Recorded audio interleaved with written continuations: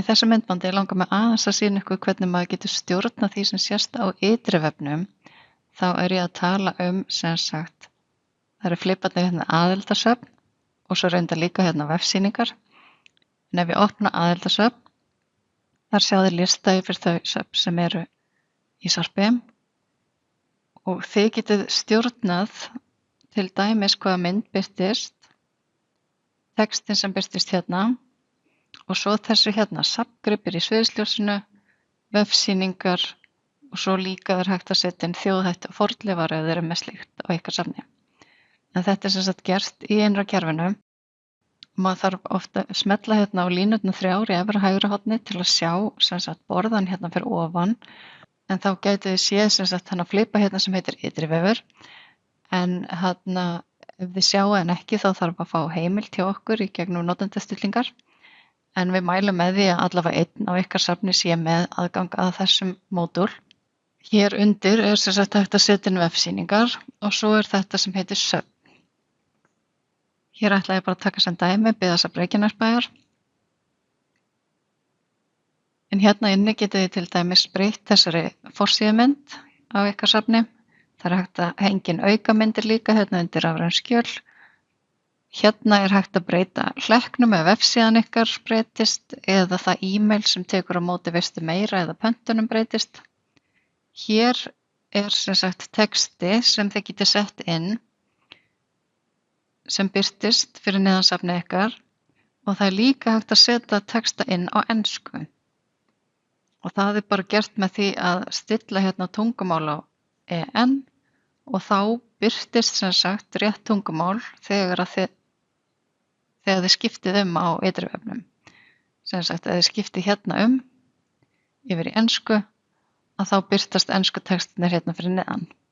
En hérna fyrir neðan er sem sagt hægt að setja inn ef þið viljið birta einhverjar vefsýningar á safnasíðunni ykkar. En hérna undir aðföng er hægt að velja inn sem sagt þessa gripi sem þið kannski viljið uppfæra kannski einu sinni í mánuði eða þegar eitthvað merkilegt er að gerast á safninu eða eitthvað slíkt. Og þá eru þetta sem sagt þeir gripir sem myndi birtast hérna fyrir neðan. Sem sagt safngripir í sviðsljósinu. Núna ætla ég bara að taka sem dæmi að ég ætla kannski að setja inn þessa hérna mynd sem einn af þessum gripum í sviðsljósinu. Þá mæli ég með því að nota hérna þetta ID-númer sem kemur alltaf í slóðinni. En það er að sjálfsögðu hægt að leita líka eftir safnnúmer eða slíkt.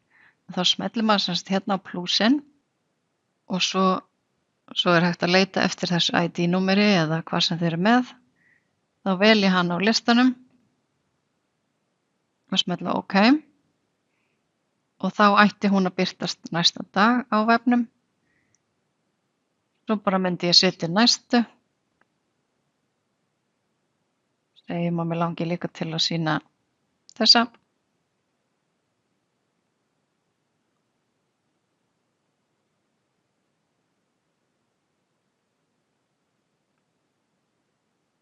Og svo ef ég er orðin ánægð þá myndi ég bara smetla hérna á vista og þá myndi það birtast. Ef þið viljið breyta þá er hægt að smetla hérna á litlu ruslatunnuna eða þá bara ýta hérna á blýantinn sem birtist og velja nýtt aðfanginn. Þetta virkar eins með þjóðhættina og þá er bara leitið þið uppi sem sagt þjóðhættaspurningaskránni sem þið ætlið að setja inn